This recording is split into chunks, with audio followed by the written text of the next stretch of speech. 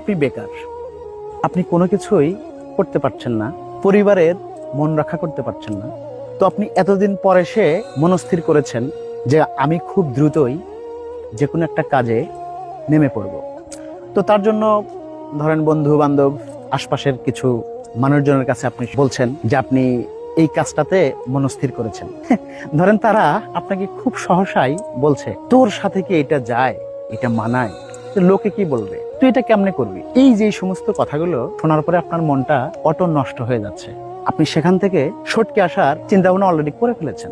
কিন্তু ভাই আমি একটা কথা বলি, আমার কথাটি হচ্ছে এই যে যারা আপনাকে এত সুন্দর সুন্দর বাণী শোনালো, তোর সাথে এটা যায় কিনা, এটা করলে মানুষ কি বলবে, এটা ছিছি, এটা করা যাবে না, কোনোভাবেই সম্ভব না, কিন্তু একটিবার কি আপনি ভেবে দেখেছেন আপনি যদি একবেলা না খেয়ে থাকেন, এই যে সমস্ত মানুষগুলো আপনাকে কি একটিবারের জন্য এসে বলবে তুই না